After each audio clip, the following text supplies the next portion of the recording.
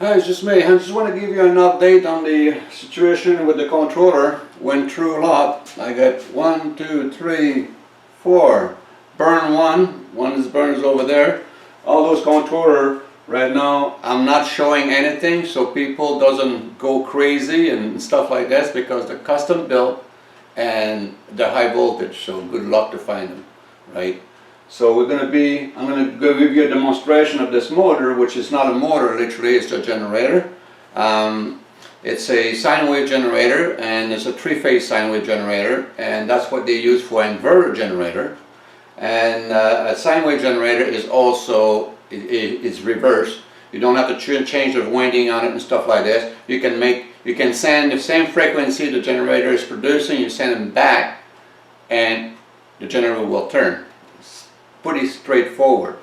So it's like you can make a motor, you can make a generator out of it. That's why I call them hyperdrive, because they don't run on electricity. They do not produce electricity. They produce RF. It's not a communication. RF, when you say radio communication, that means you have to have data transfer. I'm not transferring any data. I'm just transferring that resonance in a volt volumes, high volt, high volumes. And we're presenting that resonance on a certain level of frequency, which kicks the magnet, because the magnet don't want to be in the top of the frequency. They just want to get out of here as fast as they can. So I'll show you how this little thing works. It's very, very quiet. See, no noise here, right?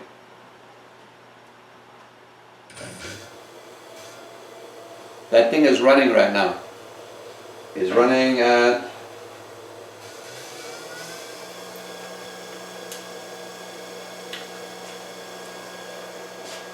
1500 RPM, and you can't hear it.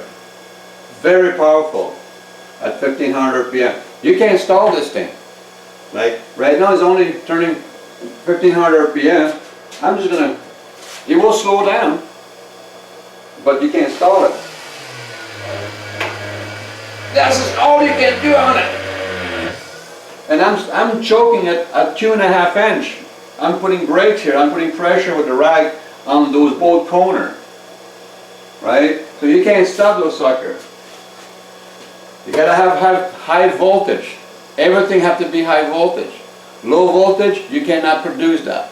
It's gotta be high voltage, constantly coming out of the box.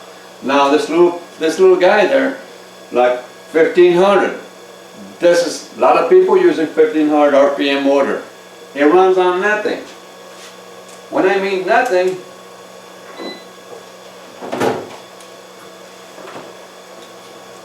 let's see if you can see this. 0.6.7 of an amp. Tell me any type of motor who's got that kind of torque, stuff like this, will turn for that little bit of an amp. When I have the choke on it, I will not get it more than 2.5 amp, right? I have a half horsepower electric motor pump at 3400 RPM in my pump because I'm on the well here, right? And when you put the meter on it, that pump, it runs on 11 amp for half a horse. 11 amp. This thing can turn my pump 10 times better than that because I can turn faster and get more flow out of it, more pressure, for a fraction of 11 amp. See, when you don't use with electricity, you use resonance, RF resonance. It costs very little and you get so much power out of those things. So, but it's not that. The bearings are not that good in there because the tiny little bearings, a tiny little shaft. That's why I cannot squeeze the shaft. I'll squeeze the shaft right off of that thing because it's got so much torque. That thing right now is probably about 85 pounds of torque. 85 pounds of torque. Anybody register that? 85 pounds of torque and a tiny little thing like this? Well, just watch out till I crank it up. That thing can turn all the way up to 6200 RPM. And what happened with those at 6200 RPM is everybody, an electric motor, if you don't put the right amount of voltage into it, it dies, right, at low RPM. This thing, when you put the voltage into it, guess what goes beside? right side by side, the volt goes up, the torque goes up, the RPM goes up. All those things come straight up at the same time. And guess what goes behind, way below? Here's your current, red in the bottom. Your current is barely moving. That's what RF is. It's transmission current, or transmission volts, whatever you want to call it. It's not electricity. Not the way people electricity think about their house. But this little motor can move a lot of stuff. Dirt bike, quad, you name it, boat, jet skis, airplane. I mean, that little motor here is powerful enough to take those guys, those hang glider. They have power in it. They can take off without jumping off a mount. They can take off in the field. That thing can run that guy with his hang glider all day long. And he probably would go. He would have to mount this thing really on a low part. So anyway, enough about this. I'm going to take that apart and put the power supplies and that controller to the big motor right now.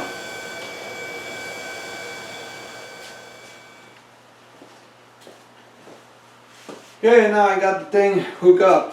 Same controller, same power supply, same servo tester, same little pack of battery to run my servo tester. So I'll show you. That one starts by itself. I have one controller, makes a turn the same speed, but you stop, start, and you gotta give it a slap to get it going. But this one starts by itself because this is a 12 pole, and the controller is only programmed for an 8 pole. So that's why we're not turning as good, and we don't have the torque and stuff like that. But and it's noisy. You can hear. See, if the pole is right, those motors are totally silent. But right now it's telling me the phase is not right on it, and the degree is not right, the frequency is not right, the timing is not right on it, you know. But because it's in the same type of stator and the same winding, they will make a turn, but they don't give you the torque you want and stuff like that. I mean, it's still a lot of torque on it. I mean, I think that's only turning about 5. Let me take a. There you cat.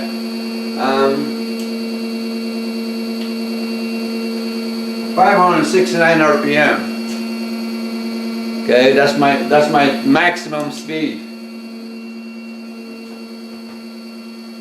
So I'm just gonna see if I can slow it down here. Which way should I go? Okay. I'm putting the brake on the outside there, maximum, again, without distorting the drop, and you can't. It's impossible, even with 2 hands. You cannot stop those motors because they're not a motor.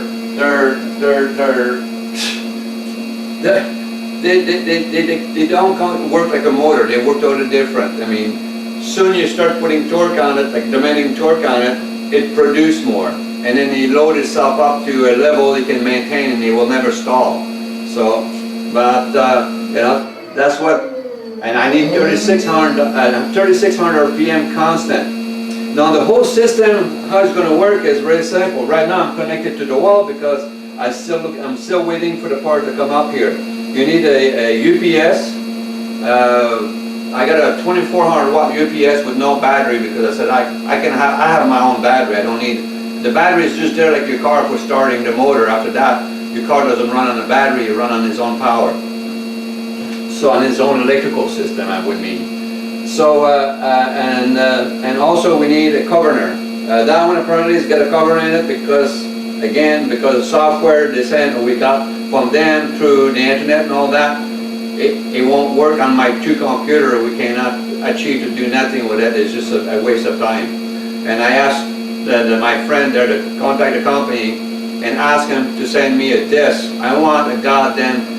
I want a CD drive with the software on, so when I can install it, it would actually work. Like just when you buy a piece of equipment, you buy a printer, you buy a camera, they all come with the software you install on your computer. You know, it tells you, it gives you all the book, you know, how it works, how you have to do this, how you have to program it and stuff like this. And literally, you can reprogram, you know, what you bought, the purchase you did. Now we're buying something and we can do nothing with it because we don't get, or the software doesn't work properly. So, but we're going to try to fix that down the road. Like I said, I get a bunch of stuff to be able to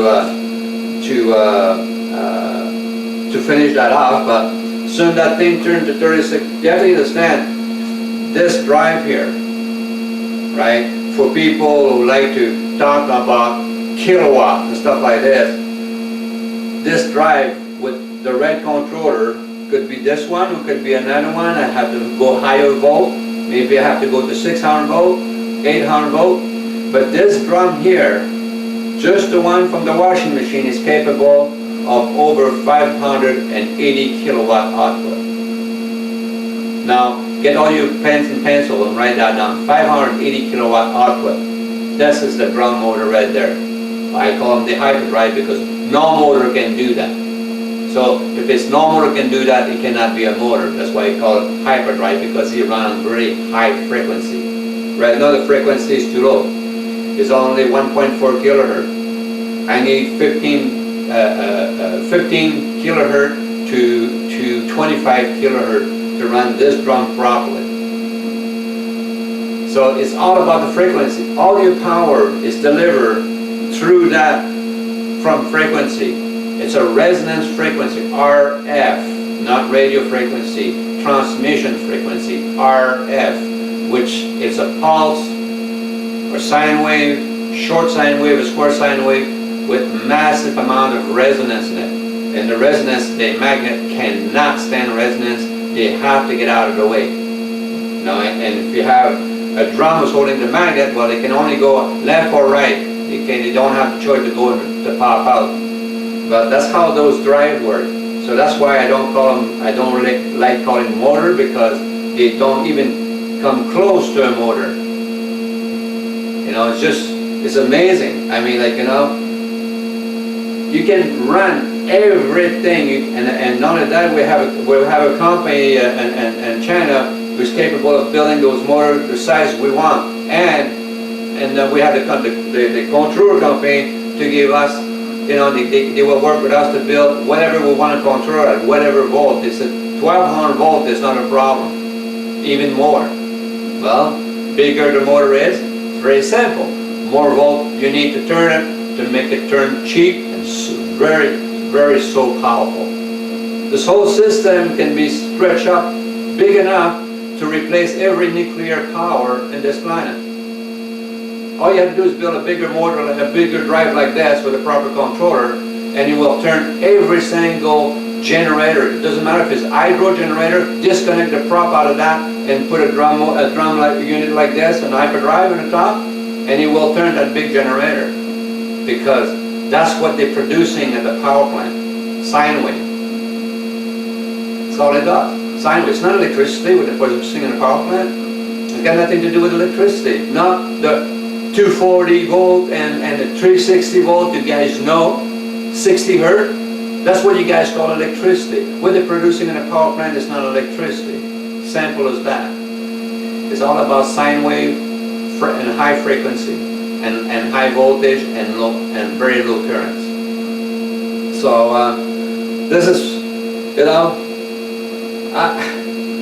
it's hard to explain, because till you grab this thing, to people try to hold this this drum there, everybody think, you know, oh, it's from a washing machine. But you have to understand, a washing machine,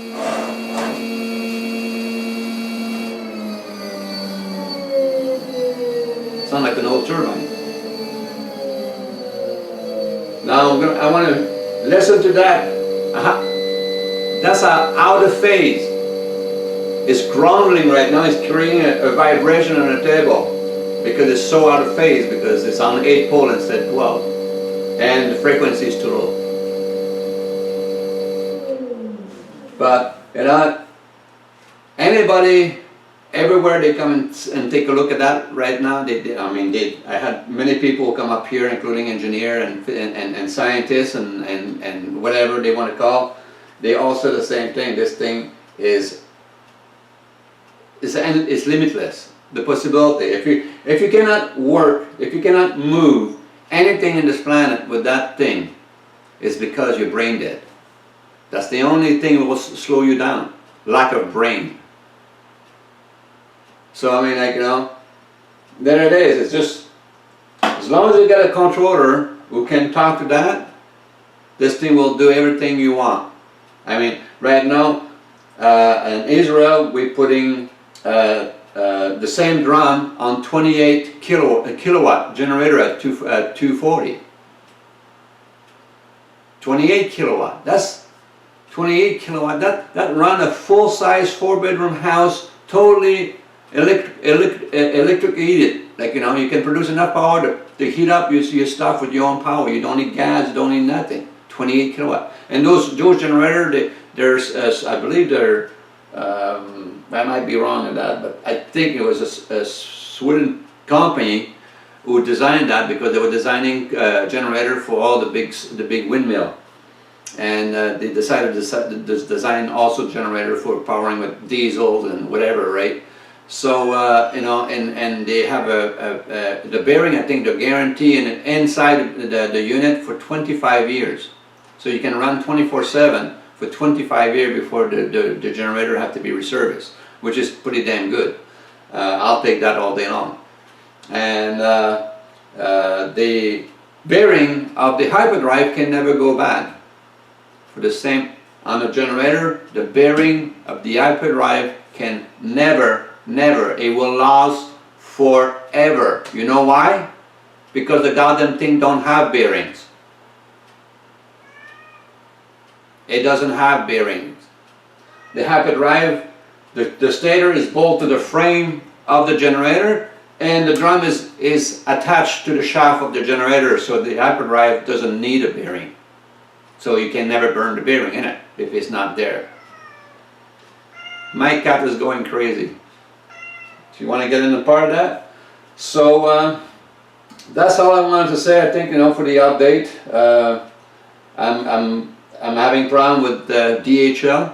They seem to be, you know, it's a conspiracy of not wanting to bring my stuff to my doorstep, but they sure take the money. They sure take the money on the other end to deliver that parcel all the way up to that address, and they charge for every single kilometers for delivery it, but they won't deliver it to me. I see them go and drive by, but they won't. And plus, they don't even know the meaning of COD and their little splish there when you dial the numbers and you listen to all the garbage they have to say for hours, right? They have a way of payment. COD, cash on delivery, right? That's at the doorstep. Or you can cash on delivery with credit card, right? Cash on delivery with bank card or prepaid credit card. No, it says, or if you want to expedite your parcel, you can prepay. So it is an or there. It doesn't mean it's the laws for you. You have to do that, right? So every time it comes to me, I have to prepay. And then the last time I prepay, I got the message at 8 o'clock in the morning. I prepay online. My daughter did for me at 9:35, I believe. So it was prepaid. We had the receipt on our phone. It was done, right?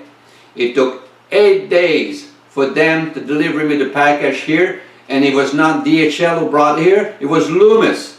And then they said, you owe us you owe $21 on the parcel. That's what I paid 8 days ago. And it's been like this with DHL over and over and over. Always the same person talking to me. It seems to be that's all she does at the office, is waiting for a parcel to come to my name and then tell me I have to prepay. So I think there's a fraud going on there, because a contract is a contract, and that's a federal contract when you're moving commerce. That's not local laws. That's international. You're picking up goods from one country and bringing it here. This is a heavy contract, and the only way that contract can be released from them is me signing that little piece of paper says I received it, right? But Why, if they get paid to bring it here, and they tell the people they will bring it to my door, they don't do that? That's called fraud. Pure and simple. So, you know, if they, oh, there you go, I got something for my almost 40,000 subscriber. Let's see how good, you guys can do something really good for me. Can you go on DHL website and write what do you call that? A letter and saying, and asking, what the hell is going on with the service for me? Let's see what happened, right? I mean, it's not going to take any money out of your pocket. It takes you 5 minutes on the computer. Go to DHL site and then write a complaint. Why don't I cannot get my goddamn parcel from DHL? Why is it taking so long? Why do I have to fucking prepay? Do I have the word fucking stupid in my forehead? Loomis come here, I pay him here. UPS come here yesterday, we pay it at the door. You know, Pure Letter comes up, pay it at the door. But I have to prepay everything. Like, I don't have the 20-some dollars, I guess. They're afraid of that, then they can keep the package, they have the goodie, they won't release it. Now, something's going on with DHL, and I wish all my subscribers have enough ball to pick up the computer, go to DHL, and file a complaint. And that would make them wake up and listen. So, but we'll see what happens with my my subscriber. Find out how many can they do that. So, in the meantime, that's what I got to show you till we got the proper software to reprogram that. So, and then the rest, so I can loop it up and put a load on it, and then do my victory dance and then get the hell out and this down. So, all right, guys, that's all I got to do. Bye.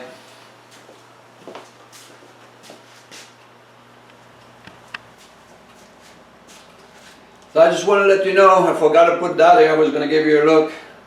First controller. Last 15 minutes, 10-15 minutes, that's gone, garbage. Second controller is a prototype, it's not on the market, right? That's what they all cover.